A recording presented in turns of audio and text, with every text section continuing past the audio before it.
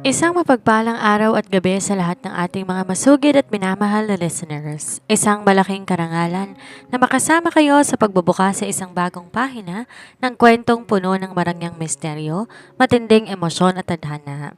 Ihanda ang inyong mga sarili sa paglalakbay sa mundong magkaiba ngunit pagtatagpuin ng mapaglarong alon. Narito na ang unang kabanata. Sa likod ng mga dambuhalang pinto ng mga eksklusibong mansyon at sa likod ng mga salaming dingding ng mga nagtataasang gusali, may mundong hindi nakikita ng ordinaryong tao. Ito ang mundo ng mga mayayamang pinili, ang mga pamilyang nagpapatakbo ng ekonomiya, nagdidikta ng kapangyarihan at may mga pangalang tila nakaukit sa ginto. Ang akala ng marami ang ganitong uri ng buhay ay isang walang katapusang paraiso ng karangyaan at kaligtasan. Ngunit sa rurok ng tagumpay mas malapit ang panganib. Sa mundong to, ang tiwala ay isang mamahaling luho na walang sino man ang may kayang magbayad. Ang pinakamatalik mong kaibigan sa umaga maaaring siya ring maging anino na magtutulak sa iyo sa bangin sa gabi.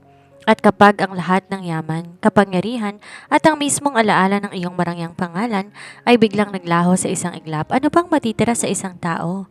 Kapag ang agos ng tadhana ay dinala ka sa isang lugar na hindi mo alam, magagawa mo pa bang balikan ang nakaraan na hindi mo na maalala?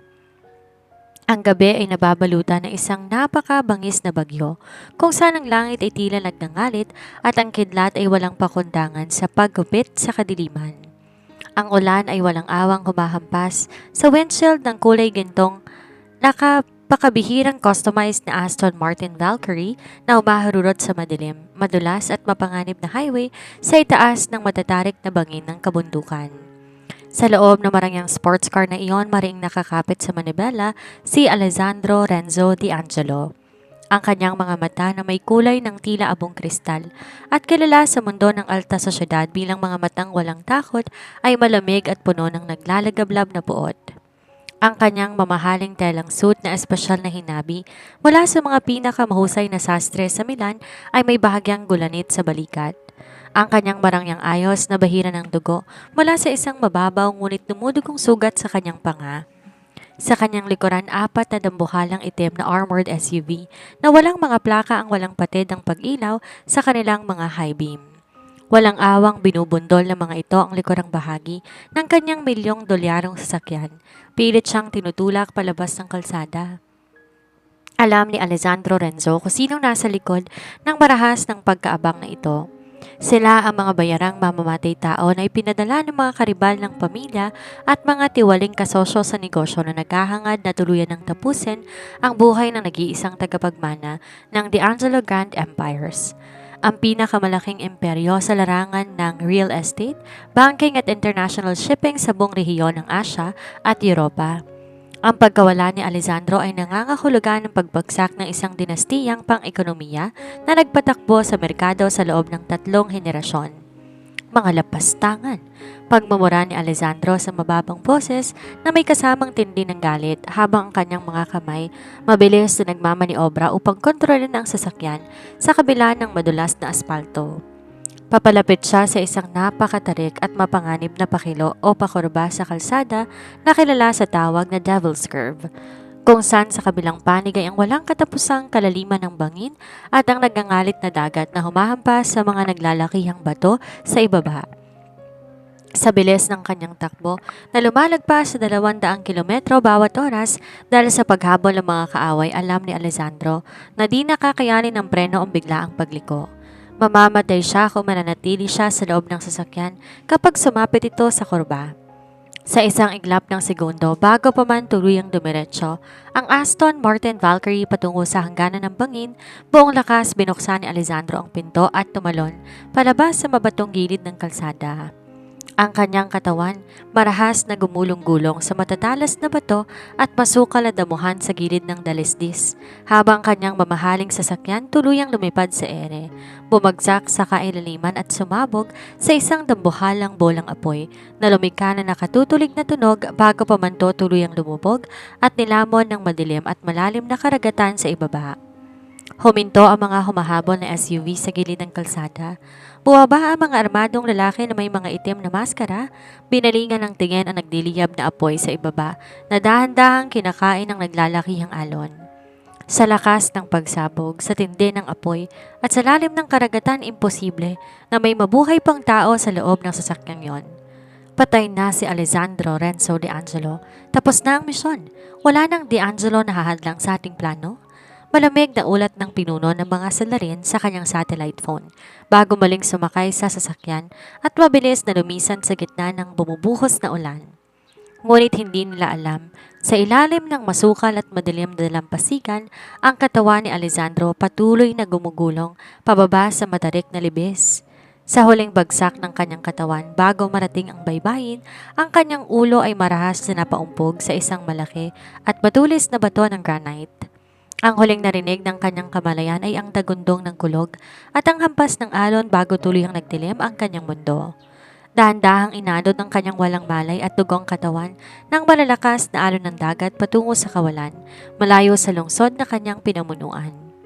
Sa kabilang dako ng karagatan, sa isang nakatagong paraiso na tila hindi naabot ng modernong sibilisasyon at ingay ng syudad, nagising ang dalaga sa ingay at malalakas na yabag ng mga paa sa labas ng kanyang silid. Ang Isla de San Rafael ay isang napakalayong probinsya, isang lugar na nabubuhay sa sarili nitong kultura, katahimikan at likas na yaman. Dito ang karangyaan hindi nasusukat sa bilis ng internet o sa dami ng mga skyscrapers, kundi sa lawak ng lupain, impluwensya at kapayapaan.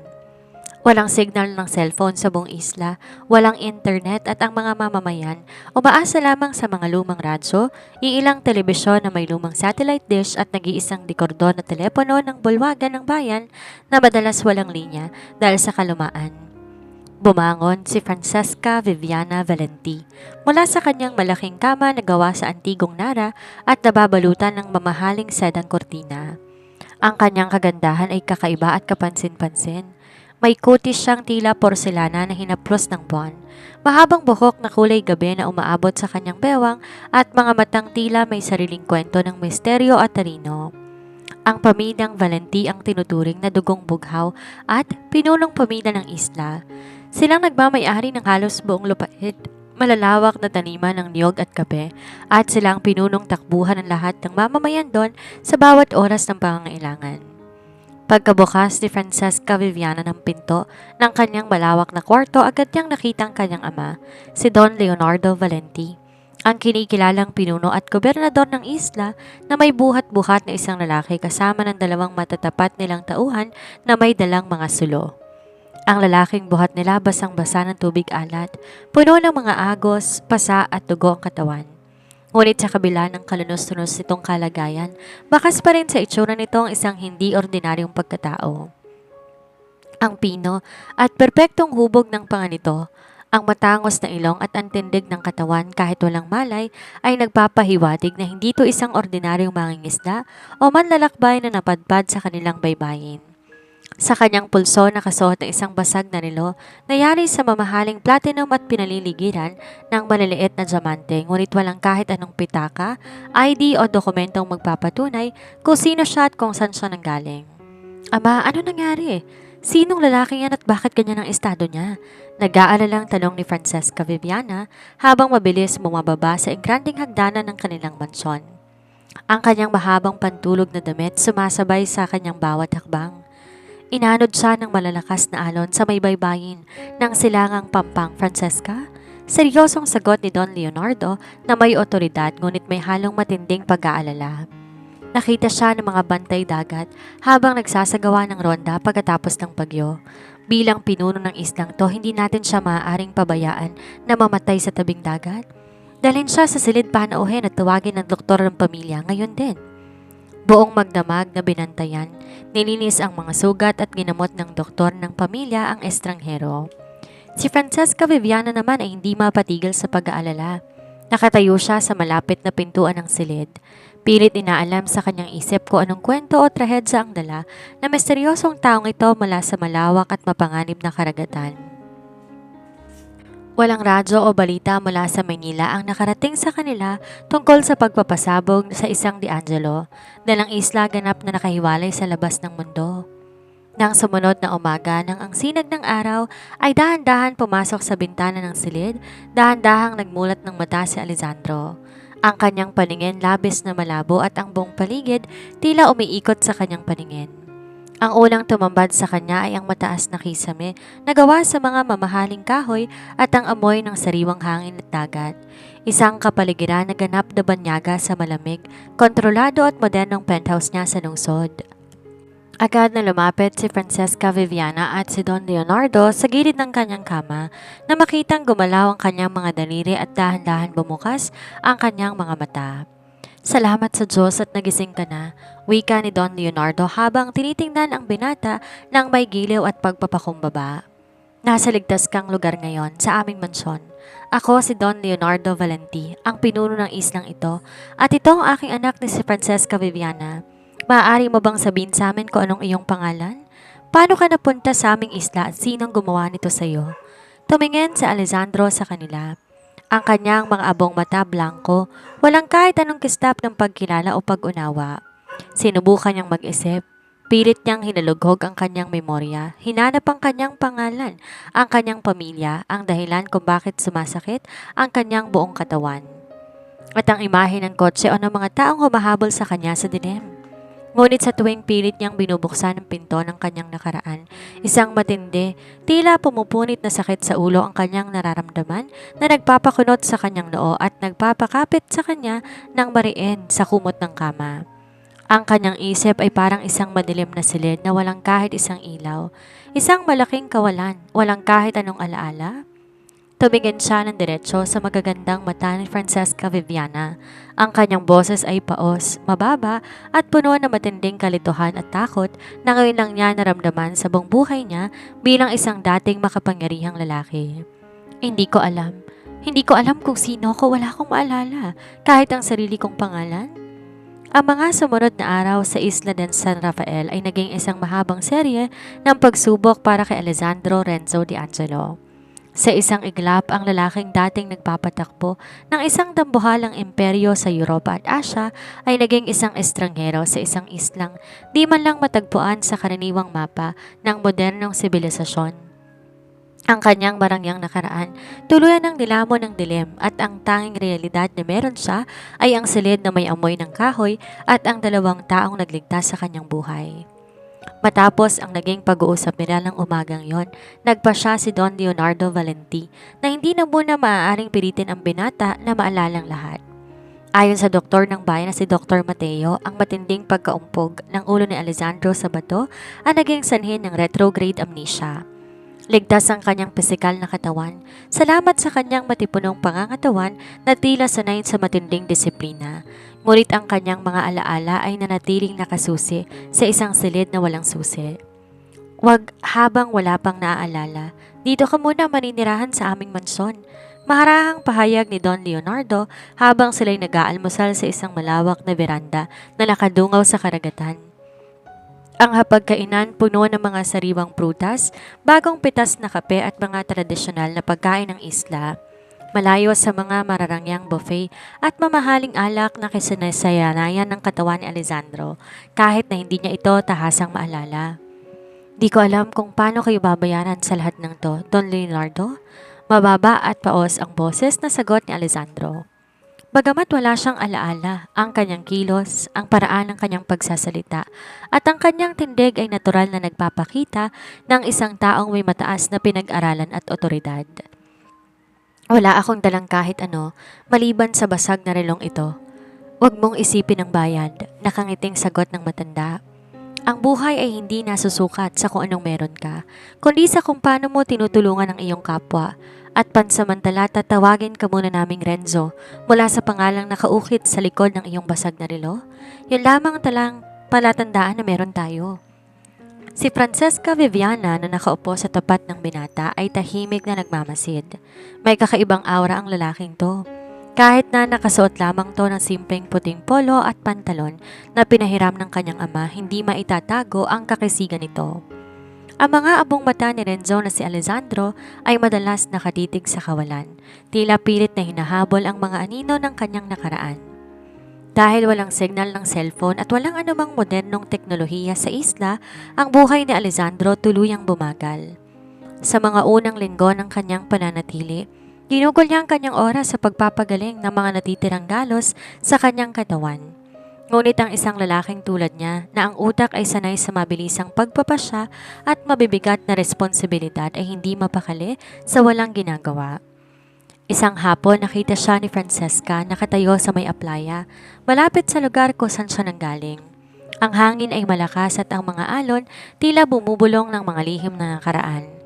Masakit pa ba ang ulo mo? Tanong ni Francesca habang dahan-dahang lumalapit sa kanya. Nalingon si Alessandro. Sa tuwing lumalapit ang dalaga, may kakaibang pakiramdam na dumadaloy sa kanya. Ang kagandahan ni Francesca ay hindi tulad ng mga kababaihan sa lungsod na puno ng kolorete. Ito ay likas, dalisay at may kalakip na kakaibang talino at tapang. Bahagya na lamang, sagot ni Alessandro o Renzo sa mga tao ng isla. Ngunit ang katahimikan ng lugar na ito, pakiramdam ko, hindi ako kabilang dito. Pakiramdam ko may malaking bagay akong iniwan. Ngunit tuwing susubukan kong tingnan ko ano yon, pader lang ang nakikita ko. Huwag mong pilitin, Renzo. Malambot ang boses na payo ni Francesca. Ang Isla de San Rafael, maaaring maging simula mo. Kung hindi mo maalala kung sino ka noon, marahil binibigyan ka ng pagkakataon ng tadhana na pumili kung sinong gusto mong maging ngayon. Tinitigan siya ng binata ng matagal. Sa unang pagkakataon mula nang magising siya, nakaramdam siya ng kapayapaan. Habang lumilipas ang mga buwan, ang mansyon ng mga Valenti ay naging opisyal na tahanan ni Alessandro. Hindi siya pumayag na maging pabigat lamang dahil likas sa kanya ang pagiging pinuno at may mataas na kakayahan sa organisasyon. Nagsimula siyang tumulong kay Don Leonardo sa pamamahalan ng mga malalawak na lupain ng pamilya. Isang araw, habang sinusuri ang mga listahan ng huli ng mga mangingisda at ang sistema ng kalakalan ng kopra sa isla, napansin ni Alessandro ang ilang pagkakamali sa luma at manumanong sistema ng accounting ng mga tauhan ni Don Leonardo. Don Leonardo, kung babaguhin natin ang sistema ng distribusyon at gagawa tayo ng mas maayos na talaan ng mga pondo, mas lalaki ang kita ng mga mamamayan at maiiwasan ang pagkabulok ng mga produkto bago pa man to madala sa bayan. Seryosong paliwanag ni Alessandro habang mabilis na nagsusulat sa isang pirasong papel. Ginamit niya ang mga formula at estratehiya sa ekonomiya na likas na alam ng kanyang utak, kahit di niya maalala na galing to sa kanyang mga karanasan sa pagpapatakbo ng bilyon-bilyong pisong korporasyon. Gulat na napatingin si Don Leonardo at si Francesca na nooy nag-aayos ng mga dokumento sa silid-aklatan. Ang katalinuhan at husay sa negosyo na pinapakita ni Renzo ay hindi pang karaniwan. Ito ay panghenyo. Renzo, saan mo natutunan ang bagay na to? Manghang tanong ni Don Leonardo. Napatigil si Alessandro. Tiningnan niya ang kanyang mga kamay na may hawak na pluma at ang mga formulang kanyang isinulat. Hindi ko alam. Kusang lumalabas sa isip ko. Parang ito ang ginagawa ko araw-araw bago ako napunta rito. Sino kang haba talaga? Bulong ni Francesca sa kanyang sarili habang ang kanyang puso ay nagsisimula ng makaramdam ng isang malalim na paghanga at takot. Takot dahil alam niya na ang lalaking kasama nila ngayon ay pansamantala lamang. Ang isang agila katulad nito ay hindi habang buhay na makukulong sa isang maliit na isla. Ngunit habang ang labas ng mundo ay nananatiling walang kaalaman, nabuhay pa ang nag-iisang De Salva at habang ang isla ay nananatiling tahimik at walang signal, si Alessandro ay mananatili muna bilang si Renzo. Ang misteryosong lalaking dinala ng alon upang baguhin ang buhay ng pamilyang Valenti at ng buong isla de San Rafael.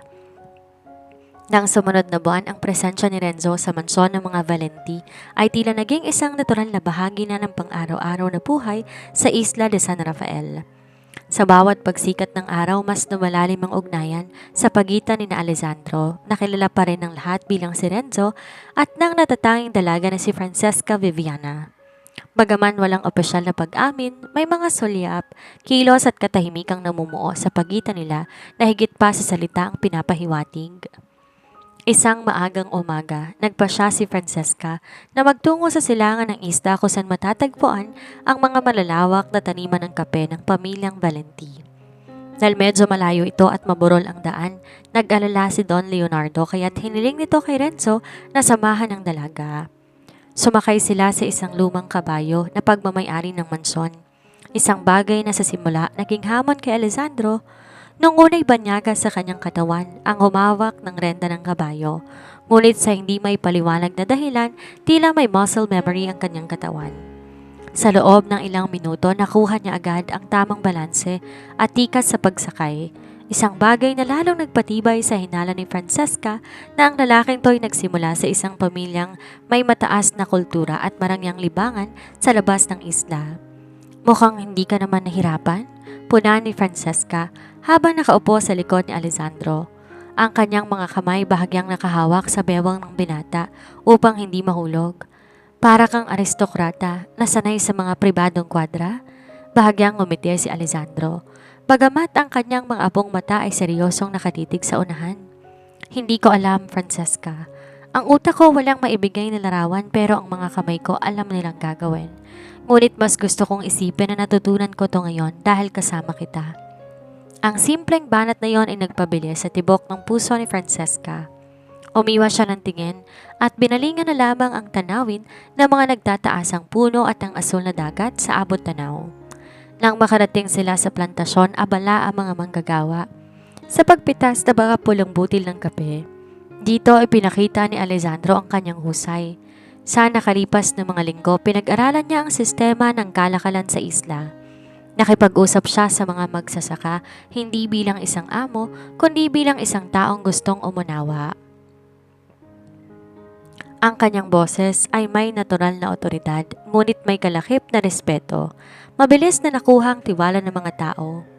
Habang naglalakad sa pagitan ng mga hanay ng mga puno ng kape, nadulas si Francesca sa isang mabasang bahagi ng lupa dahil sa nagdaang ambon. Ngunit bago pa man tuluyang sumayad ang kanyang katawan sa lupa, isang matipunong braso ang mabilis na pumulupot sa kanyang bewang. Hinila siya ni Alessandro pabalik dahilan upang magsalubong ang kanilang mga katawan. Sa sobrang lapit nila, naramdaman ni Francesca ang mainit na hininga ng binata at ang mabilis na pagtaas baba ng dibdib nito. Nakatitig si Alessandro sa mga mata ni Francesca, ang mga matang kulay gabi na tila may magnetong humihila sa kanyang buong pagkatao. Sa mundong wala siyang kahit anong hawak na pagkakakilanlan, si Francesca ang nagsisilbing anchor o tanging anchor niya sa realidad. Ang bango ng dalaga na amoy sariwang bulaklak at ang simoy ng ulan ay nagdulot ng kakaibang kaba sa dibdib ng binata. Mag-iingat ka, mababang bulong ni Alessandro. Ang kanyang boses ay tila may kakaibang timbre na nagpapatindig ng balahibo ni Francesca. Hindi ko yata mapapatawad ang sarili ko kung masusugatan ka habang kasama mo ko. Salamat, Renzo. Nauutal na sagot ni Francesca. Dahan-dahan lumalayo ng bahagya, ngunit nanatiling nakatitig sa binata. Masyado lang madulas ang daan. Nabitawan siya ni Alessandro. Ngunit ang init ng palad nito sa kanyang bewang ay tila nanatili doon sa loob ng mahabang panahon. Walang umamin, walang nagsalita ng salitang mahal. Subalit ang hangin na nakapaligid sa kanila ay napuno ng isang hindi maipaliwanag na tensyon at tamis. Nang dapit hapon na, bago sila bumalik sa mansyon, tumigil muna sila sa isang mataas na burol na tinatawag ng mga lokal na Mirador de Aurora. Mula roon, kitang-kita ang unti-unting paglubog ng araw na nagkukulay kahel at purpura sa buong kalangitan at sumasalamin sa malawak na karagatan. Umupo si Francesca sa damuhan at tumabi naman sa kanya si Alessandro. Ang kanyang mahabang binti ay nakatupi habang ang mga sikoy nakapatong sa kanyang mga tuhod. Napakaganda, bulong ni Francesca habang nakatingin sa paglubog ng araw. Kahit ilang beses ko itong makita, hindi ako nawawalan ng pagkamangha. Hindi sa langit nakatingin si Alessandro, kung hindi sa profile ng mukha ng dalaga. Ang huling sinag ng araw ay tila nagbibigay ng gintong liwanag sa porselanang balat ni Francesca. Mas maganda ang tanawin mula rito, makahulog ang saan ni Alessandro. Nalingon si Francesca at nahuli ang matinding titig ng binata. Renzo, hindi ka ba natatakot? Na baka isang araw biglang bumalik ang alaala mo at magising ka na lang na may ibang buhay pala doon sa labas ng islang ito. Isang buhay na malayo sa amin, malayo sa akin? Natahimik si Alessandro. Tiningnan niya ang kanyang mga palad. Alam niya na may kung anong mabigat sa nakaraan niya. ang mga galos sa kanyang katawan, ang marahas na alaala ng pagsabog na minsay sumasagi sa kanyang panaginip ay patunay na hindi naging madali ang buhay niya. Dahan-dahan, tinaas ni Alessandro ang kanyang kamay. Sa isang mapangahas at marahas na banayad na kilos, nilagay niya ang isang takas na hibla ng buhok ni Francesca sa likod ng tenga nito. Ang kanyang mga daliri ay bahagyang humaplos sa pisngi ng dalaga na naging sanhi ng pagpigil ng hininga ni Francesca. Natatakot ako, Francesca, tapad na pag-amin ng binata. Ang kanyang abong mga mata ay puno ng emosyon. Natatakot ako na baka ang taong ako noon ay isang taong hindi mo magugustuhan. Pero gusto kong malaman mo ano man ang mangyari sa hinaharap. Ano man ang pangalang ibalik sa akin ng tadhana, ang puso ko sa sandaling ito, dito sa islang ito, ay kilala lang ang isang tao. Hindi sumagot si Francesca, ngunit ang kanyang mga mata ay nagbadya ng labis na emosyon. Hinawakan niya ang kamay ni Alessandro na nasa kanyang pisngi at dahan-dahan tong ibinaba, ngunit hindi siya binitawan ng mga daliri nito. Mahigpit silang magkahawak kamay habang pinapanood ang tuluyang paglamon ng dilim sa liwanag. Walang pag-ibig na binigkas, walang pangakong binitawan. Subalit sa silid ng kanilang mga puso, alam ni na Alessandro at Francesca na ang kanilang mga mundo ay tuluyan ng nagkabit. At wala nang balikan ang nararamdamang atraksyon na unti-unting nagiging isang malalim na pagsinta. Ang mga sumunod na linggo sa Isla de San Rafael, binalot ng isang mahiwagang atmosfera. Ang tila bulong ng hangin at hampas ng alon ay naging saksi sa mas na malalim na ugnayan ni na Alessandro at Francesca. Ang bawat sulyap na dati ay puno ng pag-aalinlangan, napalitan ng ingay ng mga ngiting may kalakip na pag-unawa. Hindi na nila kayang itanggi ang realidad na sinisigaw ng kanilang mga puso. Isang gabi, pagkatapos ng isang marangyang hapunan na inihanda para sa mga magsasaka ng isla, naglakad-lakad ang dalawa sa kabaan ng dalampasigan. Ang buwan ay bilog at maliwanag, nag-iiwan ng pilak na refleksyon sa ibabaw ng kalmadong dagat. Francesca, tawag ni Alessandro sa mababang boses, bago hinawakan ang kamay ng dalaga upang patigilin to sa paglalakad. Humaharap siya rito at sa ilalim ng liwanag ng buwan, ang kanyang mga abong mga mata ay naglalagablab sa seryosong emosyon. Hindi ko na kayang magkunwari na ang pagtibok ng puso ko ay dahil lamang sa pasasalamat. Sa mundong wala akong pangalan o nakaraan, ikaw ang naging aking mundo. Mahal kita, Francesca Viviana. Ano man ang nakaraan mo, ang kasalukuyan ko ay ikaw. Napatigil ang paghinga ni Francesca. Ang mga luhang may halong galak ay nagbadya sa kanyang mga mata. Humarap siya sa binata. Hinawakan ang matipunong panga nito. Mahal din kita, Renzo. Alessandro, kung sino ka man noon, ang lalaking nasa harap ko ngayon ang siyang minahal ko. Sa gabing yon, sa ilalim ng saksi ng malawak na kalangitan, pinagsaluhan nila ang kanilang kauna-unahang balik. Isang matamis, marahan, ngunit punong-puno ng pangakong pag-ibig. Mula sa gabing yon, naging lantad ang kanilang pagiging malapit at sweet sa isa't isa. Sa bawat umaga, bago magtungo si Alessandro sa mga taniman upang doon tumulong kay Don Leonardo, sinisiguro niyang may pinatas siyang sariwang bulaklak ng gardenia para ilagay sa buhok ni Francesca. Sabay silang mag-aalmusal, nagtatawanan sa mga simpleng biro at madalas na nakikitang naglalakad sa tabing dagat na magkahawak ang kamay. Ang buong mansyon, maging si Don Leonardo ay nakasaksi na sa wagas na pagmamahalan ng dalawa. Tila ba natagpuan na ng dating makapangyarihang bilyonaryo ang kanyang tunay na paraiso sa piling ng dalaga. Ngunit ang tadhana sadyang mapaglaro at ang kapayapaan madalas na isang panandaliang hiram lamang. Isang hapon, nagtungo si Alessandro sa isang maburol at mabatong bahagi ng isla upang suriin ang isang luma at nasirang bodega ng kopra. Siya lang mag-isa ang naglalakad patungo roon dahil abala si Francesca sa pag-aasikaso sa mga bata sa munting paaralan ng bayan. Habang pilit na binubuksan ni Alessandro ang isang mabigat at kalawanging pinto ng bodega, isang malaking bahagi ng bulok na kahoy at simento mula sa itaas ng estruktura ang biglang bumigay dahil sa kalumaan.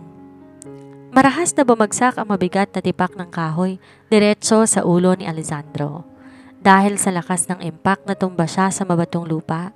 Sa pagkakataong to, hindi siya nawalan ng malay. Ngunit, isang kakaiba at hindi matatag na uri ng sakit ang biglang lumaganap sa kanyang buong bungo. Isang nakakapangilabot na sigaw ang umakma sa kanyang mga labi habang napaluhod siya sa lupa. Mahigpit na nakahawak ang kanyang dalawang kamay sa kanyang ulo. Ang sakit ay tila ilang libong karayom na sabay-sabay tumutusok sa kanyang utak. Pakiramdam niya binibiyak ang kanyang bungo, ngunit kasabay ng tindi ng pisikal na sakit na iyon, ang pader sa loob ng kanyang isip ay biglang gumuho sa isang iglap. Parang isang pelikulang mabilis na pinalalabas sa kanyang paningin. Sunod-sunod na bumalik ang kanyang mga totoong alaala. Nakita niya ang karangyaan ng Milan at Maynila. Nakita niya ang kanyang mukha sa business magazine bilang CEO ng D'Angelo Grand Empires. Naalala niya ang kanyang totoong pangalan. Siya si Alessandro Renzo D'Angelo. Naalala niya ang gabi ng bagyo. Ang apat na itim na SUV na humahabol sa kanya, ang pagtalon niya mula sa sumasabog na Aston Martin Valkyrie, at ang pagtataksil sa kanya ng mga kasosyo niya sa negosyo. Ako si Alessandro D'Angelo. Bulong niya sa kanyang sarili habang ang kanyang hininga ay gumagaralgal at ang kanyang mga abong mata nagbago ng tingin. Bumalik ang dating tamis, talas at otoridad ng isang tunay na tycoon. Ngunit sa misteryong hindi maipaliwanag ng medikal na siyensa, ang matinding trauma at ang biglaang pagbabalik ng kanyang lumang pagkatao ay nagdulot ng isang malupit na kapalit. Habang nagliliwanag ang kanyang nakaraan sa Maynila at Europa, ang kanyang mga alaala sa loob ng Isla de San Rafael ay dahan-dahang naglaho na parang mga usok. Ang imahe ng mansyon, ang mukha ni Don Leonardo at ang mga mangingisda, higit sa lahat, ang mukha, ang boses at pangalan ni Francesca Viviana ay tuluyang nabura sa kanyang isip. Sa kanyang pananaw, kakatalon lamang niya mula sa bangin at napadpad siya sa dalampasigan. Ang kanyang ilang buwan ng pag-ibig sa isla naging isang malaking blanko. Nang dahan-dahan siyang tumayo, ang kanyang kilos ay hindi na mapagpakumbabang si Renzo. Siya na muli ang dominanteng si Alessandro. Tumingin siya sa kanyang paligid ng may pagtataka at dumi sa kanyang suit. Nasaan ako? Paano ko napunta sa islang to? Saktong sa mga sandaling iyon, isang marangya, pribadong helicopter na may tatak ng pamilyang D'Angelo ang pumailan lang sa himpapawid sa itaas ng isla. Kasunod na isang malaking yate na dumaong sa baybayin. Matapos ang ilang buwang walang humpay na paghahanap, gamit ang mga pribadong satellite at mga secret operative, sa wakas ay natunton ng mga tauhan ni Alessandro ang kanyang lokasyon sa pamamagitan ng natitirang signal mula sa tinatagong Myco tracker sa kanyang mamahaling sapatos. Mabilis bumaba mula sa yate ang kanyang pinagkakatiwalaang kanang kamay at chief of security na si Marco kasama ng isang pangkat na mga bodyguard na nakasuit at may dalang mga armas. Senyor Alessandro, sigaw ni Marco habang patakbong lumalapit sa binata. Nang makita nilang nakatayo ang kanilang amo, bagamat may kaunting dumi ay ligtas at may talas ang mga mata, agad silang yumukod bilang paggalang. Salamat sa Diyos at buhay kayo. Buong akala ng buong Maynila, sumabog kayo kasama ng sasakyan. Hinihintay na kayo ng board of directors? Magulo ang kumpanya, kailangan ninyong bumalik ngayon din upang bawiin ang inyong imperyo. Tinitigan sila ni Alessandro ng malamig. Marco, ihanda ang helicopter at ang yate. Babalik tayo sa Maynila. May mga taong kailangan kong pagbayarin sa ginawa nila sa akin. Nang walang lingon-likod, sumakay si Alessandro sa marangyang yate kasama ng kanyang mga kakilala mula sa lungsod.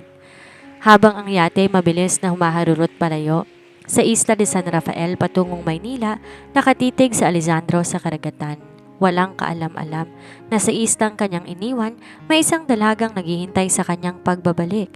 May hawak na bulaklak ng gardenia at may pusong madudurog oras na matuklasan na ang lalaking kanyang minahal ay naglahong parang bula nang walang paalam. Ang mga sumunod na araw sa Isla de San Rafael, binalot na isang nakabibinging katahimikan at walang katapusang pighati. Matapos ang biglaang paglalaho ni Renzo na si Alessandro, parang isang malaking bahagi ng pagkatao ni Francesca Viviana ang brutal na binunot mula sa kanyang dibdib. Nang matuklasan ng mga tauhan ni Don Leonardo ang bakanteng bodega na may mga bakas ng dugo at mga marka ng gulong ng isang hindi kilalang yate sa Pampang, doon lamang nila nalaman na tuluyan ng nilisan ng binata ang kanilang paraiso.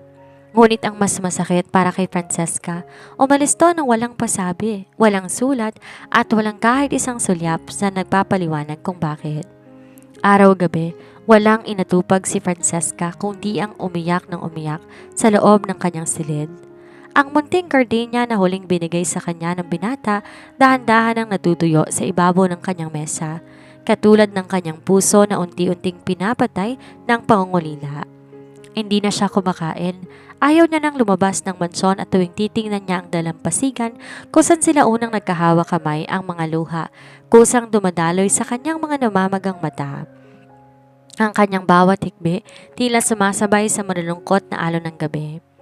Di na matagalan ni Don Leonardo Valenti ang makitang nagkakaganyan ng kanyang kaisa-isang anak.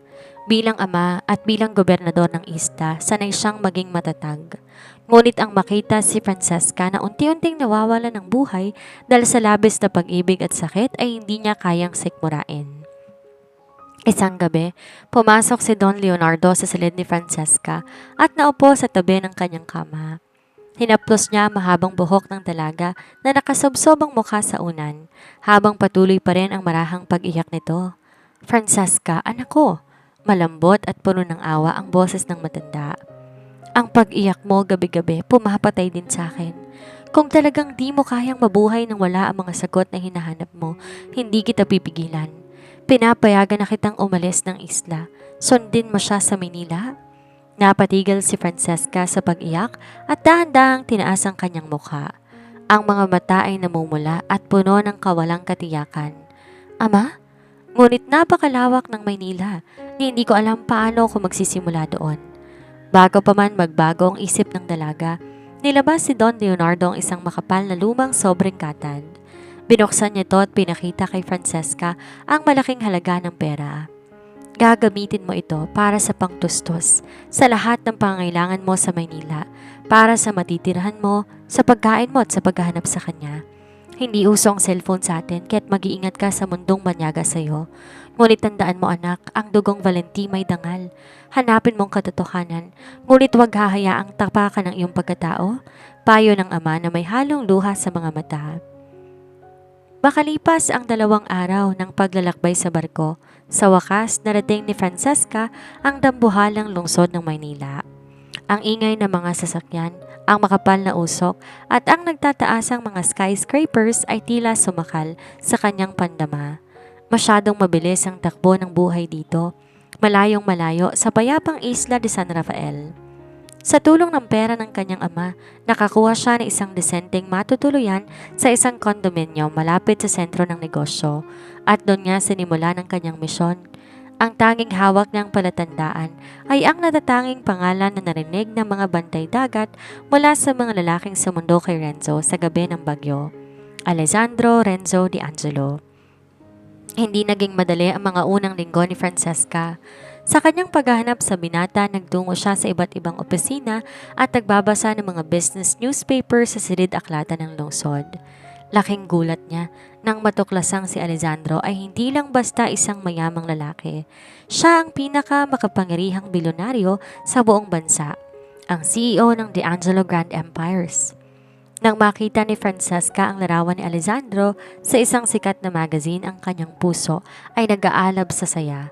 Siya nga si Renzo, ang kanyang Renzo, na nakasuot ngayon ng seryoso at mamahaling suit. Walang bakas ang simpleng lalaking naging kasama niya sa tabing dagat. Ngunit ang sayang yon ay mabilis na napalitan ng isang napakalupit na realidad na nagpaguho sa kanyang buong mundo sa pangalawang pagkakataon. Isang umaga, habang naglalakad si Francesca sa tapat na isang marangyang hotel kung saan gaganapin ang isang malaking press conference ng mga De Angelo, nakabili siya ng panibagong isyo ng isang pahayagan ng Haute Volée o Alta Sociedad. Ang headline sa harapang pahina may kasamang malaking larawan ni Alessandro, ngunit sa pagkakataong to may katabi na siyang isang napakagandang babae na nagmula rin sa isang aristokratang pamilya sa Europa, si Lady Isabella Vance. Binasa ni Francesca ang artikulo at ang bawat salita tila isang kutsilong paulit-ulit na sumasaksak sa kanyang dibdib. The billionaire's return in the wedding of the century, Alessandro Renzo Di Angelo, matapos makaligtas sa isang malagim na aksidente, ay nakatakda na ikasal sa darating na buwan kay Lady Isabel Vance upang pag-isahin ang dalawang pinakamalaking imperyo sa mundo. Nabitawan ni Francesca ang hawak na pahayagan, ang kanyang mga tuhod ay nanghina, dahilan upang mapalood siya sa simento habang mga tao sa lungsod patuloy na naglalakad at walang pakialam sa kanyang paligid. Ang lalaking kanyang minahal, ang lalaking pinag-alayan niya ng kanyang puso sa ilalim ng liwanag ng buwan, ang lalaking nangakong siya lang kilala ng kanyang puso ay kakasal na pala sa iba. Hindi alam ni Francesca na ang dahilan ng kasalang yon ay ang kawalan ng alaala ni Alessandro sa isla at ang manipulasyon ng kanyang pamilya para sa kapangyarihan. Ang tanging alam lang ng dalaga sa sandaling iyon ay ang kanyang Renzo tuluyan ang naging isang ganap na banyaga. Sa loob na nagtataasang gusali ng De Angelo Tower sa Makati, abala si Alessandro sa pag-i-examine ng mga dambuhalang papeles para sa gaganaping merger ng kanyang kumpanya at ng pamilya ni Isabella. Mukha siyang perpekto sa kanyang customized navy blue suit, ngunit sa likod ng kanyang seryosong mukha, may isang bagay na laging bumabagabag sa kanya. Mula nang magising siya matapos ang aksidente, ilang buwan ang nakakalipas. Nararamdaman niyang may kulang sa kanyang buhay. May blankong espasyo sa kanyang puso na hindi niya may paliwanag. Pakiramdam niya may isang napakahalagang bagay siyang naiwan sa kung saan. Ngunit tuwing itatanong niya sa kanyang sekretary o kay Isabella, sinasabi ng mga ito na pagod lamang siya sa trabaho. Senyor Alessandro, pumasok ang kanyang kanang kamay na si Marco sa loob ng malawak na opisina. Nakahanda na po ang sasakyan. Kailangan nyo nang pumunta sa Grand Plaza Hotel para sa huling meeting kasama ng mga wedding coordinator at sa Lady Isabella. Bumuntong hininga si Alessandro at tumayo. Sige, isara mo na ang mga dokumentong ito. Let's go! Habang nakaupo sa likod ng kanyang marangyang Rolls Royce na bumabagta sa trapiko ng Maynila, nakatingin lang si Alessandro sa labas ng bintana. Ang utak niya puno ng mga plano sa negosyo, ngunit ang puso niya ay nananatiling malamig at walang emosyon. Isang pakiramdam na unti-unti niya nang kinasanayan.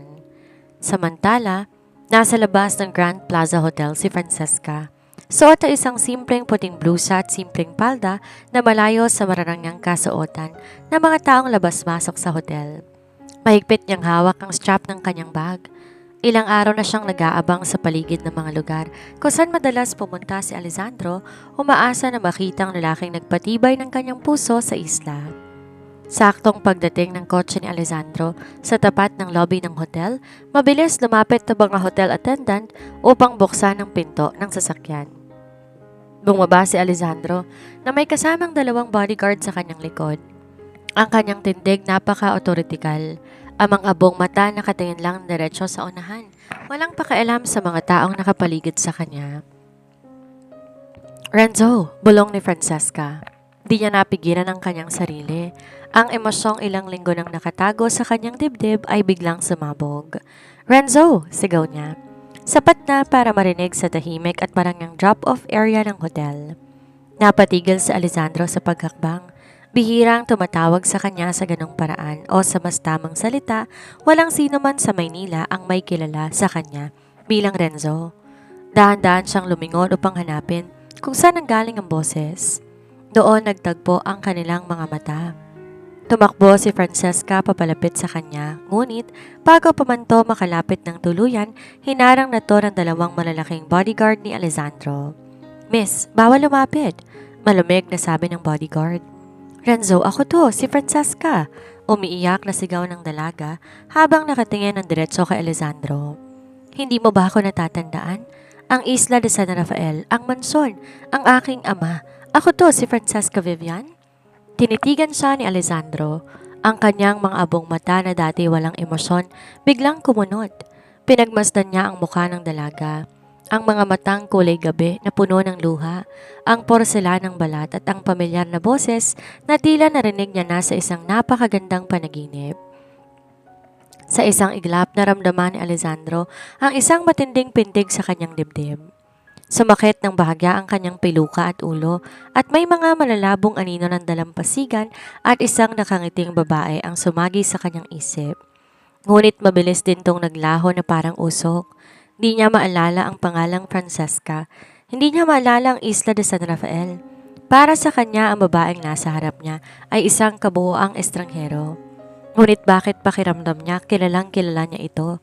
Bakit parang gustong humakbang ng kanyang mga paa papalapit dito at patahanin ito sa pag-iyak? Senyor Alessandro, kilala niyo po ba siya? Bulong ni Marco na nagtataka na rin sa reaksyon ng kanyang amo. Pilit na pinatigas ni Alessandro ang kanyang emosyon. Bilang isang makapangyarihang milyonaryo, maraming lumalapit sa kanya sa pera o kapangyarihan kaya't kailangan niyang mag-ingat. Hindi ko siya kilala. Malamig na sagot ni Alessandro, bagaman ang boses may bahagyang panginginig na siya lang ang nakakaalam. Baka nagkakamali ka ng taong tinatawag, Miss? Ako si Alessandro Renzo De Angelo at hindi Renzo. Nang marinig yon ni Francesca, parang gumuho ang huling piraso ng kanyang pag-asa. Ang lamig ng tingin ng lalaking nasa harap niya, malayong malayo sa mainit at mapagmahal na tingin ng kanyang Renzo sa isla. Hindi, ikaw si Renzo, ang Renzo ko, hikbi ng dalaga habang dahan-dahang napapabitiw sa harang ng mga bodyguard. Tinitigan pa siya ni Alessandro ng ilang segundo. May kung anong parte ng kanyang pagkatao ang gustong sumigaw at yakapin ng babae, ngunit nanaig ang kanyang lohika. Tinalikuran niya si Francesca at nagpatuloy sa paglalakad papasok sa lobby ng hotel. Habang naglalakad papalayo, hindi maalis ni Alessandro ang imahe ng umiiyak na si Francesca sa kanyang isipan. Ang kanyang puso patuloy na tumitibok ng mabilis at isang malaking tanong ang naiwan sa kanyang sarili. Sinong babaeng yon at bakit pakiramdam niya merong napakalaking bahagi ng kanyang buhay ang hawak nito? Matapos ang tagpong iyon sa lobby ng hotel, hindi na naging mapayapa ang isip ni Alessandro. Habang nagpapatuloy ang pagpupulong kasama ng mga wedding coordinator at si Isabella, wala sa mga dokumento ang kanyang atensyon. Ang nakikita ng kanyang mga mata sa tuwing kukurap siya ay ang mukha ng dalawang dalagang umiiyak habang pinipigilan ang kanyang mga bodyguard. Ang boses nitong sumisigaw ng pangalang Renzo ay tila ba isang sinang plaka na paulit-ulit umuugong sa kanyang pandinig. Alessandro, nakikinig ka ba? May pagka-iritable ang boses ni Isabella habang pinapakita ang disenyo ng mga bulaklak para sa altar. Ang sabi ko, mas gusto ko ang puting mga rosas mula sa Ecuador. Gawin mo kung ano ang gusto mo, Isabella. Walang buhay na sagot ni Alessandro bago pa biglang tumayo. May kailangan lang akong asikasuhin sa opisina. Marco, ihanda mo ang sasakyan. Hindi niya na hinintay pa ang sagot ng kanyang kasintahan. Lumabas siya na silid ng may mabibigat na hakbang. May kung anong puwersa sa loob ng kanyang dibdib ang nag-uutos sa kanya na kumilos. Hindi siya sanay sa mga bagay na hindi niya kontrolado at ang presensya ng misteryong babaeng yon at tila isang piraso ng puzzle na pilit bumabasag sa kanyang binuong realidad. Gustong-gusto niyang maalala kung anong meron sila. Bakit pamilyar ang hapdi sa kanyang puso nang talikuran niya ito? Kinabukasan, hindi na nakatiis pa si Alessandro. Sa halip pumasok sa kanyang kumpanya, nagpasya siyang mag-isa na lamang hanapin ang dalaga. Di niya sinama si Marco o ang kanyang mga bodyguard dahil ayaw niyang may makaalamang iba sa kanyang ginagawa. Gamit ang isa sa kanyang simpleng sasakyan, isang itim na sports car na di masyadong agaw pansin, binalikan niya ang paligid ng Grand Plaza Hotel. Alam ng instinct niya na hindi pa umaalis ang dalaga sa lungsod. Umikot siya sa mga katabing kalye, sa maliliit na parke at sa mga kainan sa paligid ng Makati. Lumipas ang ilang oras, halos magtatanghaling tapat na at nagsisimula na siyang mawala ng pag-asa na bigla niya pakitang isang pamilyar na bulto sa tapat na isang pampublikong sakay ng bus, si Francesca. Suot pa rin ito ang simpleng kasuotan kahapon.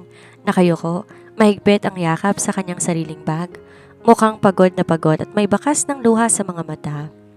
Mabilis tinigil ni Alessandro ang sasakyan sa gilid ng kalsada, binuksan ang pinto at bumaba.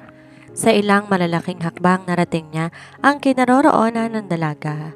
Ikaw, Mababa, ngunit may otoridad na tawag ni Alessandro. Nagulat si Francesca at dahan-dahan tinaas ang kanyang paningin. Nanlaki ang kanyang mga matang kulay gabi na makitang bilyonaryong nakatayo sa kanyang harap. Renzo? Alessandro? Di na nagdalawang isip si Alessandro. Hinawakan niyang braso ni Francesca, hindi marahas kundi isang mahigpit at protective na hawak. Sumama ka sa akin, kailangan natin mag-usap. Saan mo ko dadalhin? Sabi mo kahapon di mo ko kilala. May panginginig na sulyap ng dalaga habang nagpapatianod sa paghila ng binata. Gusto ko ng mga sagot at ikaw lang makakapagbigay nun sa akin, sagot ni Alessandro habang pinagbubuksan ng pinto ng sasakyan si Francesca. Bago siya mabilis umikot sa driver's seat at pinasibad ang sasakyan palayo. Dinala ni Alessandro si Francesca sa kanyang pinaka-pribadong lugar, ang kanyang encanting penthouse sa pinakatuktok ng isang marangyang skyscraper na nakadungaw sa buong skyline ng lungsod. Walang sino mang nakakatapak doon kundi siya lamang. Maging si Isabella hindi pa pinapayagang manatili doon ng matagal. Pagkapasok nila sa malawak at modernong sala, binitawan ni Alessandro ang susi sa mesa at humarap kay Francesca. Ngayon, sabihin mo sa akin ang lahat. Sino ka? Ano ang isla ni San Rafael at bakit pakiramdam ko namamatay ako sa sakit kapag nakikita kitang umiiyak? Di napigilan ni Francesca ang kanyang sarili. Sa gitna ng marangyang silid na iyon, pumatak muli ang kanyang mga luha. Lumapit siya kay Alessandro at buong lakas na hinawakan ng magkabilang balikat ng binata. Sinalaysay niya ang lahat, ang gabi kung kailan siya inanod sa pampang na dugong-dugo, ang pag-aalaga sa kanyang amang si Don Leonardo, ang mga araw na magkasama silang nagtatawanan sa plantasyon ng kape, at ang mga gabi sa ilalim ng buwan kung kailan nangako tong siya lang ang mamahalin nito. Habang nagsasalita si Francesca, pilit binubuksan ni Alessandro ang kanyang isipan. Ang kanyang ulo nagsimulang sumakit ng gusto, tila binibiyak ang kanyang bungo sa tindi ng pressure. May mga flashes ng alaala, isang ngiti, isang amoy ng gardenia, ang tunog ng alon, ngunit hindi pa rin to tuluyang mabuo. Gayunpaman, ang emosyong nararamdaman niya sa sandaling yon ay sapat na upang patunayan na hindi nagsisinungaling ang babaeng nasa harap niya. Ang puso niya ay sumisigaw na totoo ang bawat salita ni Francesca. Patawarin mo ko, hindi kita maalala, bulong ni Alessandro. Ang kanyang malamig na bansa ay napalitan ng matinding emosyon at bighati. Pero alam ng puso ko na ikaw ang hinahanap ko. Napatigil si Francesca, tiningnan ng mga abong mata ng binata na ngayon puno na rin ng init at pananabig. Sa isang iglap na wala lahat ng pader ng pag-aalinlangan, ang matagal na pangungunila, ang sakit ng pag-aakalang nakalimutan na siya at ang matinding pagmamahal na nakatago sa kanilang mga dibdib ay biglang sumabog. Inabot ni Alessandro ang mukha ni Francesca. Hinaplos ang porselanang pisngi nito bago dahan-dahan sinara ang distansya sa pagitan ng kanilang mga labi. Ang halik na yon di tulad ng sa hotel. Ito ay mapusok, gutom at puno ng bawat emosyong pinagkait sa kanila ng tadhana sa nakalipas na mga buwan. Dinuhat ni Alessandro si Francesca patungo sa kanyang malawak na silid. Sa ilalim ng madilim na silid na tayang ilaw lang ng mga bituin at ng lungsod, mula sa labas ng salaming bintana ang nagbibigay liwanag. Pinagsaluhan nilang isang gabi ng wagas na pagsinta. Doon sa mga sandaling iyon, walang bilyonaryong nagmamayari ng imperyo at walang simpleng babae mula sa probinsya. Mayroon lamang dalawang kaluluwang nagtagpong muli sa gitna ng kawalan, nagmamahalan ng walang bukas habang ang bawat haplos at halik nag-iwan ng pangakong hindi na muling magpapakawala. Kinaumagahan, matapos ang gabing yon sa penthouse, nagising si Alessandro na may masidhing determinasyon sa kanyang mga mata. Habang pinagmamasdan niya si Francesca na mahimbing pang natutulog na may bakas ng kapayapaan sa mukha, alam ng binata kung anong tama at nararapat niyang gawin. Hindi niya maaaring ituloy ang kasal sa isang babaeng hindi naman tinitibukan ng kanyang puso, lalo na ngayong alam na niya na si Francesca ang kanyang buong mundo. Nag-iwan si Alessandro ng isang maikling sulat sa tabi ng una ni Francesca bago mabilis na nag-ayos ng sarili. Sinuot niya ang kanyang seryosong suit at tumiretso sa opisina ng ama ni Isabella, si Don Hector Vance. upang harapin ang pamilya nito at formal ipatigil ang nakataktang kasal. Nang marating niya ang dambuhalang gusali ng Vance Enterprises, di na siya nagpaabiso sa sekretarya. Dumiretso siya sa pinakatuktok na palapag kung saan matatagpuan ang pribadong opisina ni Don Hector. Ngunit bago pa niya maihawak ang kanyang kanang kamay sa mamahaling hawakan ng pinto, napansin niyang bahagyatong nakabukas. Mula sa loob narinig niya ang pamilyar at matataas na boses ni na Isabela at ng ama nito na tila nagtatalo. "Papa, kailangan natin masigurong matutuloy ang kasal na ito sa susunod na linggo," mariing sabi ni Isabela, bakas ang tensyon sa kanyang boses. "Napapansin ko nitong mga nakarang araw, para nagiging cold at mailap sa akin si Alessandro. Paano kung may maalala siya?" Narinig ni Alessandro ang mahinang tawa ni Don Hector, isang tawang puno ng kulasiman. "Huwag kang mag-alala, Isabella. Hawak natin ang merger ng mga kumpanya at kahit may maalala pang D'Angelo na yan, wala na siyang magagawa. Akala nga ng mga pinadala nating tauhan nung gabing yon sa highway, natapos na nila ang buhay niya nang sumabog ang kanyang sasakyan sa bangin. Swerte lang niya at nabuhay pa siya, ngunit sa pagkakataong to, ang yaman at kapangyarihan ng mga D'Angelo ang kukunin natin sa pamamagitan ng kasal na ito." Napatigas ang buong katawan ni Alessandro sa kanyang kinatatayuan sa labas ng pinto. Ang kanyang mga abong mata ay nagdilim at ang kanyang mga kamao ay mariing nagrehas sa matinding galit. Ang mga huling piraso ng puzzle ng kanyang nakaraan biglang nagkaugnay. Ang pamilya pala ni Isabella, ang mga taong nagkunwaring nagmamalasakit sa kanya matapos ang kanyang aksidente, ang siya palang utak sa tangkang pagpatay sa kanya sa Devil's Curve. Sa halip pumasok at mag-eskandalo, dahan-dahang binitiwan ni Alessandro ang hawakan ng pinto. Isang malamig at nakakatakot na ngiti ang sumilay sa kanyang mga labi. Ang isang D'Angelo hindi nagpapadala sa emosyon sa gitna ng digmaan. Mas gusto niyang manira ng tahimik ngunit mabilis. "Gusto niyo ng laro, Hector? Ibibigay ko sa inyo ang pinakamasakit na pagkatalo," bulong ni Alessandro sa kanyang sarili habang mabilis na tumatalikod at nilisan ng gusali. Pagkarating ni Alessandro sa D'Angelo Tower, agad siyang pinatawag si Marco at ang kanyang buong team ng mga corporate lawyers at financial analyst. Ginamit lahat ng kanyang bagsik, talino at walang katapusang bilyong pondo upang simulan isang marahas na corporate takeover. I-pull out lahat ng investments ng D'Angelo Grand Empire sa lahat ng proyekto ng pamilya Vance. I-expose sa media lahat ng kanilang tax evasion at mga anomalya sa underground market. Gusto kong makita ang pagbagsak ng Vance Enterprises bago matapos ang linggong ito. Malamig na utos ni Alessandro. Sa loob lamang na 3 araw, niyanig ang stock market ng bansa. Ang mga shares ng Vance Enterprises ay biglang bumagsak ng halos 70% matapos ilabas ng kapo ni Alessandro ang mga ebidensya ng korporasyon ng kumpanya. Isa-isang umatras ang mga investors at ang mga bangko ay sabay-sabay na nag-freeze ng mga ari-arian sa pamilya ni Isabella. Dineklara ang kumpanya ng mga Vance na ganap ng bankrupt. Sa loob ng kanilang naghihingalong mansyon, halos magwala si Isabella sa galit habang pinapanood sa telebisyon ang balita ng kanilang pagbagsak. Kasabay nito, nakatanggap din siya ng normal na legal notice mula sa mga abogado ni Alessandro na nagsasabing opisyal ng kanselado ang kasal dahil sa breach of trust at mga kriminal na investigasyon laban sa kanyang ama. Hindi ito maaari. Paano nalaman ni Alessandro ang lahat ng to? Sigaw ni Isabella habang tinatapon ng mamahaling purera sa sahig.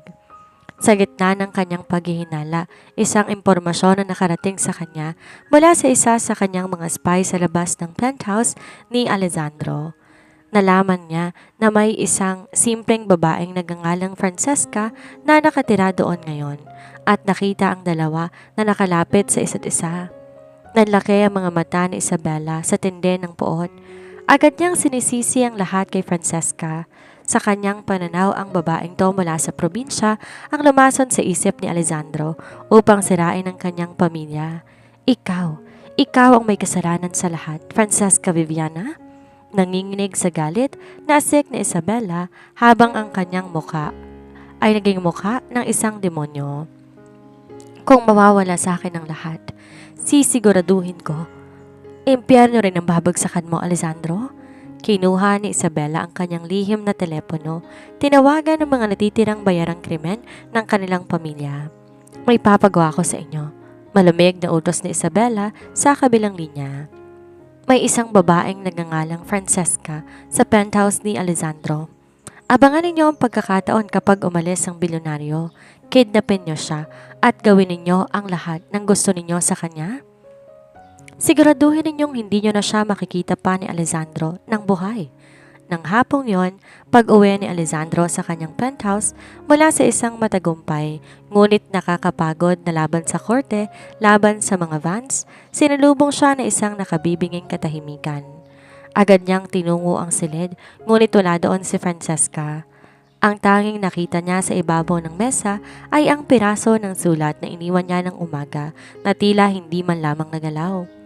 Bumuntong hininga ang binata at napaupo na lamang sa gilid ng kama. Siguro, bumalik muna siya sa Isla de San Rafael, bulong niya sa sarili, habang may kaunting kirot sa kanyang dibdib. Iniisip niya na baka natatakot ang dalaga sa gulo ng lungsod o baka naman nagtampo ito dahil hindi niya agad na asikaso ang pagbabalik ng kanyang buong alaala. Ngunit bago pa man niya matawagan si Marco upang magpaayos ng bagong pribadong yate patungong isla, biglang tumunog ang intercom ng kanyang penthouse. Senyor Alessandro, boses ng kanyang building security sa kabilang linya. May isang matandang lalaki po dito sa lobby. Ang sabi niya, siya raw si Don Leonardo Valenti. Gusto kayong makausap? Nanlaki ang mga mata ni Alessandro. Mabilis siyang bumaba sa lobby upang salubungin ang matanda. Pagkababa niya, nakita niya si Don Leonardo na may bitbit na mga pasalubong mula sa isla. Mukhang pagod siya sa biyahe, ngunit may hawak na ngiti sa mga labi. Renzo, oh, Alessandro, kung yan ba ang totoong pangalan mo? Bati ng matanda, sabay tapik sa balikat ng binata. Napadpad ako dito sa Maynila para sa ilang mga business meeting at naisip kong surpresahin kayo ng anak ko. Nasaan si Francesca? Nahanap ka na ba niya? Napatigil si Alessandro. Biglang nakaramdam ng malamig na kaba na gumapang sa kanyang likod. Don Leonardo, akala ko po bumalik na siya sa inyo sa isla. Wala siya sa penthouse ko ngayon. Ano? Ang ngiti sa mukha ni Don Leonardo ay biglang napawi at napalitan ng matinding takot. Hindi siya bumalik sa isla. Magdadalawang araw na siyang hindi tumatawag sa akin. Simula nang sabihin niyang magkasama na kayo. Doon na nag-connect ang lahat sa isip ni Alessandro ang panganib. Hindi umuwi si Francesca, nawawala ito, at iisang tao lamang ang may motibo na gawin to, si Isabela, nanginginig sa galit, na asik ni Alessandro. Di na nag-aksaya pa ng panahon si Alessandro. Agad niyang tinawagan si Marco at ang kanyang intelligence team upang i-track ang huling lokasyon ng cellphone ni Francesca at ang sasakyang pagmamayari ng pamilya Vance. Ngunit ang lalo pang nagpagulat kay Alessandro ay ang mga kinikilos ni Don Leonardo. Ang akala niyang simpleng matanda mula sa malayong isla ay biglang naglabas ng isang satellite phone. May tinawagan tong mga matataas na opisyal ng militar at mga kilalang elite sa Maynila. Sa loob lamang ng 30 minuto, ang buong puwersa ng kapulisan at ng isang tactical team ay nakadeploy na sa utos ni Don Leonardo. Huwag kang mag-alala, Alessandro. Malamig at seryosong sabi ni Don Leonardo, ang mukha nito ngayon ay kakikitaan ng isang tao na may dambuhalang kapangyarihan. Walang sino man ang pupwedeng gumalaw sa anak ko. Natunto ng kanilang pinagsamang puwersa ang isang abandonadong bodega ng mga van sa gilid ng pantalan ng Maynila. Doon mabilis sumugod sina Alessandro at Don Leonardo kasama ng mga otoridad. Pagpasok nila sa bodega, isang malaking gulo ang sumiklab. Ang mga armadong tauhan na binayaran ni Isabela ay nagpaputok ng barel. Ngunit mabilis silang napatumba ng tactical team na dala ni Don Leonardo. Sa gitna ng kaguluhan, nakita ni Alessandro si Francesca na nakatali sa isang upuan. May pasa sa labi, ngunit buhay. Sa tapat nito, nakatayo si Isabela, may hawak na barel at mukha ng tuluyang nawala ng bait. Huwag kayong lalapit. Kung hindi, papatayin ko siya, sigaw na Isabela habang nakatutok ang barel kay Francesca. Siniro ninyo ang buhay ko, Alessandro. Dapat lang maranasan mo rin ang mawalan. Isabella, ibaba mong baril! Sigaw ni Alessandro habang dahan-dahan humahakbang papalapit. Sinusubukan makuha ang atensyon nito upang makaposisyon ng mga sniper. Ang pamilya mo nagtangkang pumatay sa akin. Hustisya lang ginawa ko. Habang nagwawala si Isabella sa galit, isang mabilis na pagkakataon ang nakita ni Alessandro. Nang lumingon si Isabella sa direksyon ng mga pulis, mabilis sumugod ang bilyonaryo at sinalo ang direksyon ng baril. Isang putok ang umalingaw-ngaw. Bang!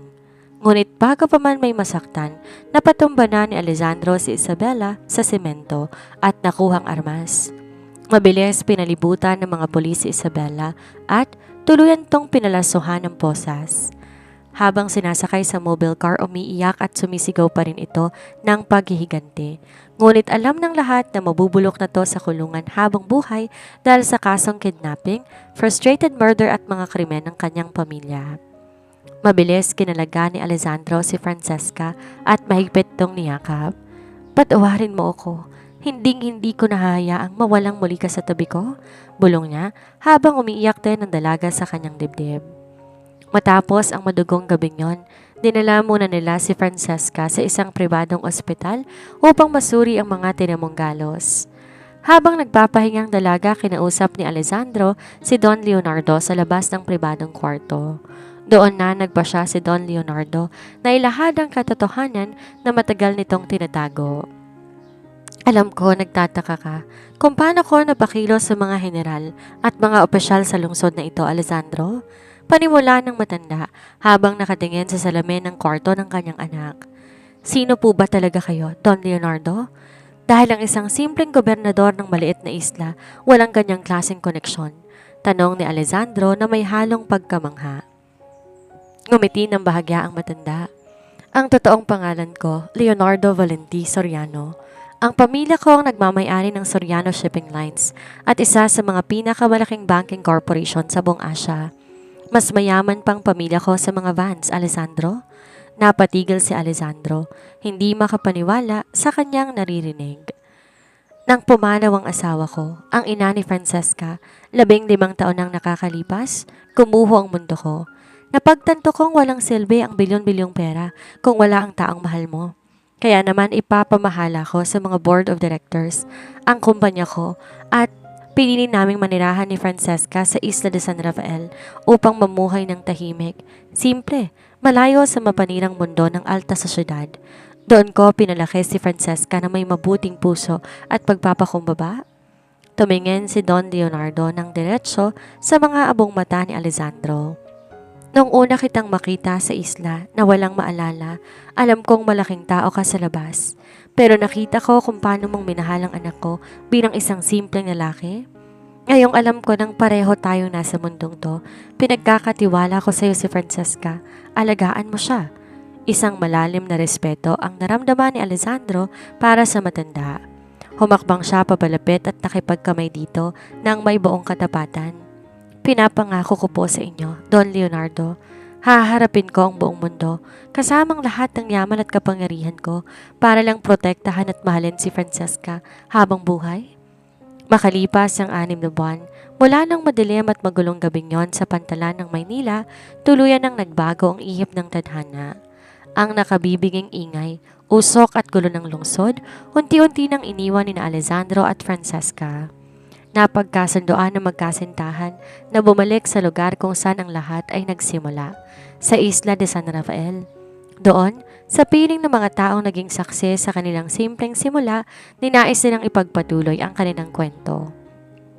Isang hapon, habang naglalakad ang dalawa sa mabatong bahagi ng burol na nakadungo sa karagatan, malapit sa lumang bodega kung saan aksidente ang binata, biglang huminto si Alessandro. Umihip ang malakas at malamig na simoy ng dagat. Dala ang pamilyar na amoy ng alat, basang lupa at mga ligaw na bulaklak. Sa isang iglap ay naramdaman ni Alessandro ang isang banayad ngunit malalim na pintig sa kanyang isipan. Hindi ito masakit katulad ng dati. Ito ay tila isang mainit na liwanag na unti-unting lumalagom sa nakabukas na bawat sulok ng kanyang pagkatao. Ang huling pader na naghihiwalay sa kanyang dalawang buhay ay tuluyan ng natibag at gumuho. Bumalik lahat ng walang natitirang puwang. Naalala niya ang bawat segundo, ang bawat minutong lumipas. Naalala niya ang isang umaga na idinilat niya ang kanyang mga mata at ang mukha ni Francesca na puno ng pag-aalala, ang una niyang nakita. Naalala niya ang tamis ng kanilang mga tawa habang nag-aayos ng mga dokumento sa silid-aklatan. Ang halimuyak ng bulaklak ng gardenia na palagi niyang pinupusod sa buhok nito at ang gabi sa ilalim ng buwan kung kailan ipinangako niya ang kanyang puso sa dalaga habang magkahawa kamay silang nakatingin sa abot tanaw. Nilingon niya si Francesca at sa pagkakataong to, ang kanyang mga abong mata ay hindi na malamig o naguguluhan. Puno ito ng labis na pagmamahal at mga luhang nagbabadya sa kanyang mga pilik mata. Irog, bulong niya. Ang natatanging tawag na ginamit niya noong siya pa si Renzo. Ang tanging katawagan na nagpapabilis sa tibok ng puso ng dalaga. Naalala ko na. Lahat-lahat, Francesca. Hindi lang ang pagiging Alessandro de Angelo ko na may-ari ng malaking imperyo sa lungsod, kung hindi ang buong buhay ko bilang Renzo mo dito sa isla. Naalala ko kung paano kitang minahal ng walang takot. Napatigil si Francesca, napahawak sa kanyang bibig habang ang mga luha na labis na galak at kaginhawaan mabilis dumaloy sa kanyang mga pisngi. Ang matagal niyang ipinagdalasal, ang sandaling akala niya hindi na darating dahil sa lupit ng tadhana ay narito na sa kanyang harapan. Agad siyang sumugod at sumubsob sa matipunong dibdib ni Alessandro. Umiiyak ng walang humpay habang mahigpit siyang niyayakap ng binata. Tila ba natatakot na muli silang paghiwalayin ng pagkakataon. Sa wakas, ang lalaking nasa harap niya ay buong buo na at ang kanilang nakaraan at kasalukuyan ay naging isang magandang realidad. Di nagtagal isang napakaganda at madamdaming kasalan ang naganap sa mismong dalampasigan ng Isla de San Rafael. Walang mga kamera, walang mga reporter at walang mga mapagkunwaring tao mula sa alta sa syudad ng Maynila. Ang tanging naroon ay ang mga mangingisda, ang mga magsasaka ng kape na maging pamilya na rin ni Alessandro, si Marco na masayang nakatitig sa kanyang amo, at ang nag-iisang ama na si Francesca na si Don Leonardo, na hindi mapigilang maiyak habang nakasuot ng kagalang-galang na barong.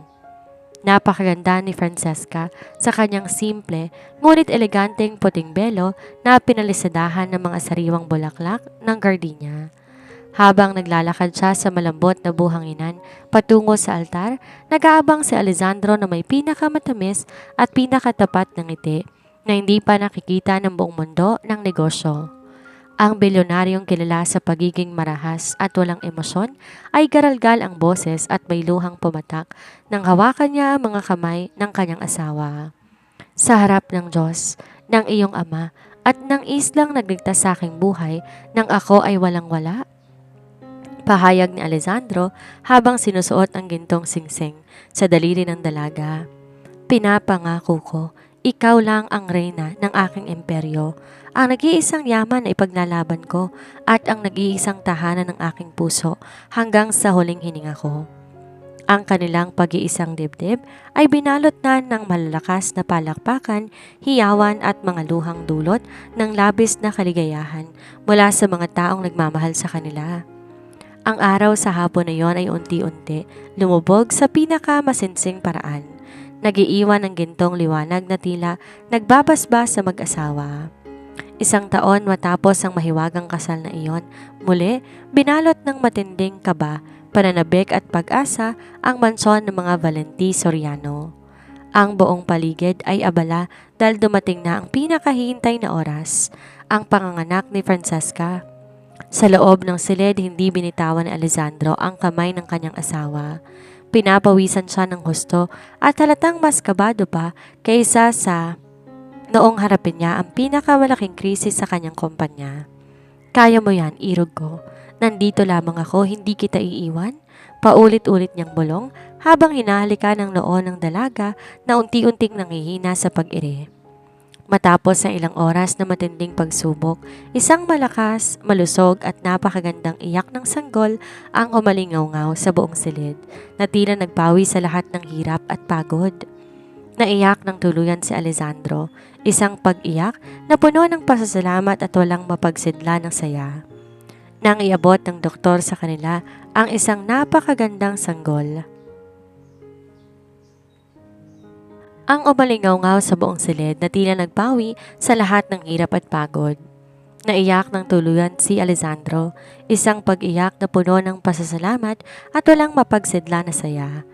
Nang iabot ng doktor sa kanila ang isang napakagandang sanggol na babae. Ang bata may porselanang balat at malambot na labi tulad ng kay Francesca. Ngunit, pagkadilat ng maliliit nitong mga mata, sumilay ang pamilyar at maningning na kulay abong mga mata ni Alessandro. Lumapit si Don Leonardo na may mga luhang gumagapang sa kanyang matandang mukha at dahan-dahang hinalikan ng kanyang unang apo sa noo. Napakaganda niya, isang tunay na anghel na nagmula sa pag-ibig ninyong dalawa. Tiningnan ni Alessandro si Francesca na bagaman pagod na pagod ay nakangiti ng buong ningning habang karga ang kanilang anak sa kanyang dibdib. Niyoko ng bilyonaryo ang kanyang ulo upang idikit ang kanyang noo sa noo ng asawa. Hinahayaan na magtagpo ang kanilang mga luha ng kaligayahan. Anong ipapangalan natin sa kanya, aking asawa? Malambing na tanong ni Francesca habang hinahaplos ang pisngi ni Alessandro. Hinalikan ni Alessandro ang munting kamay ng sanggol na humawak sa kanyang daliri. Tatawagin natin siyang Aurora de San Rafael de Angelo dahil tulad ng bukang liwayway sa islang to na nagbigay sa akin ng bagong buhay, siya ang nagdala ng walang katapusang liwanag, pag-asa at kapayapaan sa ating mundo. Sa silid na iyon, habang ang sinag ng umaga ay pumasok sa malaking bintana kung saan tanaw ang kalmadong asul na karagatan ng San Rafael, mahigpit na niyakap ni Alessandro ang kanyang mag-ina. Doon niya napatunayan na ang pinakamalaking kayamanan ng isang tao ay hindi nasusukat sa dami ng kumpanya, ginto o kapangyarihan sa lungsod, kundi sa isang payapang tahanan sa piling ng mga taong handang magmahal sa iyo kahit wala kang pangalan, at sa isang wagas na pag-ibig na binuo ng tadhana at pinatibay ng panahon. Ang kwento ni na Alessandro at Francesca ay isang paalala na ang tunay na kayamanan ng tao ay hindi nasusukat sa material na bagay, kapangyarihan o karangyaan, kundi sa pagkakaroon ng isang payapang tahanan at wagas na pag-ibig na handang tumanggap sa atin ng buong buo. Maraming salamat po sa inyong walang sawang pagsubaybay at pakikinig sa nobelang ito simula ng hanggang wakas. Ang inyong suporta ang nagbibigay buhay sa bawat pahina ng ating kwento. At sana nag-iwan to ng tamis at inspirasyon sa inyong mga puso. Hanggang sa muli nating paglalakbay sa mundo ng mga sining at salita.